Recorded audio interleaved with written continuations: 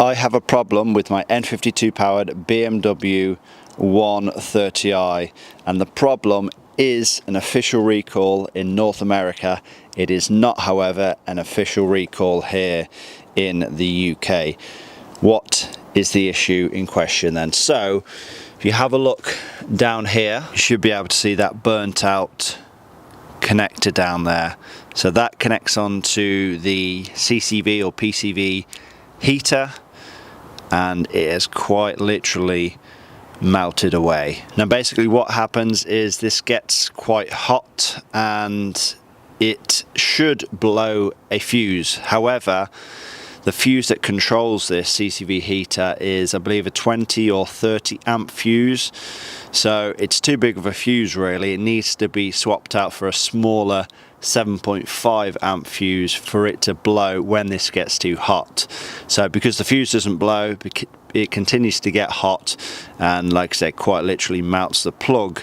It can melt the heater, and it can also melt the entire intake manifold. Now, how did I even know that I had this issue? Did I just look in here on chance? Well, I was looking around the engine bay and I did notice that. However, even to start looking inside of the engine bay, I noticed that the engine management light was on and we were showing fault codes for all 4 O2 sensors. So the oxygen sensors on the exhaust, both banks, and pre and post cat. So all 4 O2 sensors were showing heater fault codes. Now I've learned that those O2 sensor heaters are run off the same fuse which controls the CCV heater, that same 20 or 30 amp fuse. So the fuse may have blown in our case, but obviously damage has already been done. So I need to get in here. I'm either going to remove the intake manifold, or I'll probably just do the easy method, which doesn't involve remove the intake manifold. I can just get the airbox out of the way, remove the alternator, get in here, and then see exactly how much damage there is, because obviously we're going to have to order some parts now. Is it just that plug connector? Is it just a bit of wiring? Is it the CCV heater? Or has it started to melt the actual intake manifold itself? Before we get into things, do me a massive favor, give this video a like. It lets me know that you want to see more videos on this car. Now let's get cracking. So then, airbox removed, alternator removed out of the way, and we now have access underneath the intake manifold to that CCV heater. So the plug itself literally just fell apart. Oh yeah, that wire's not even attached, is it? So yeah, there's only one wire going in. It looks like it's kind of still attached, but I don't imagine it's doing a whole lot. The other has snapped completely, which makes sense because I did see this arcing before. You know, it was just jumping across, and could see it's like a bright spark. And yeah, this was only a matter of time really before this caused a pretty big fire. Definitely not what you want, especially on a petrol, because if there's any petrol fumes around at all, then wow, you're looking for major disaster, aren't you? Bear in mind, the fuel rail and the fuel injectors are only just there as well, so a drop of fuel out of there straight onto, you know, that live wire, and yeah, disaster. I don't know why. I mean, this is clearly a manufacturing fault, isn't it? The fact that this heater only runs off a 20 or 30 amp fuse, and yeah, it doesn't blow before it gets too bad, basically.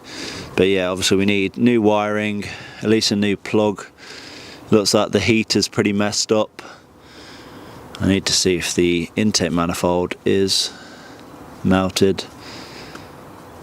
Can't really tell. Okay, so don't actually need to remove that. I can see the intake manifold is fine. I've felt around it as well, There is a blob of melted plastic on the intake manifold, but I can see that's the heater itself that's melted onto it. I'm guessing the intake manifold is a tougher plastic, so it'll probably take a little bit more to melt. Like I said, it's just as well that you know, I spotted this thing when I did before it started to get a lot worse. Basically, it's just as well that I did spot this before it obviously started to melt the intake manifold. So it looks like we just need a new heater. Obviously we need to repair the wiring, which, where is it? I took it out of the way somewhere. Here it is. There's the wiring, well, what's left of it anyway. Yeah, you can see it did burn it pretty well, and obviously it's all melted, and yeah, that's not good. So we need to, I'll cut this as far back as I can actually, and then I'll just get a new section, hopefully with a plug on, and you know, solder that together and wrap it all up properly, and hopefully it'll be good to go then once we get that new heater angle connector in place. And obviously if I do find anything else that is damaged, I will replace that, and then it should just be a case of replacing that 20 amp fuse then. Now obviously the recall isn't just a case of, you know, replacing that angle connector and the wiring. I'm only having to do that because, well, because it's melted and it's burned through and it's, you know, caused some destruction. The recall is actually fitting, I believe, a 7.5 amp fuse in line to the CCV heater system. So basically you have to trace this wiring all the way back, and then you fit a 7.5 amp fuse in line, and essentially if this gets too hot, it's running too many amps through it, then that fuse should then blow and it should stop this from happening. Like I said, that is the official recall. That's what BMW do. Well, that's what they do in North America. Obviously they're not doing it in the UK yet. I don't know why. For those wondering, I have reported it to the DVSA, which is the Driving Vehicle Standards Agency, I think it is, in the UK here.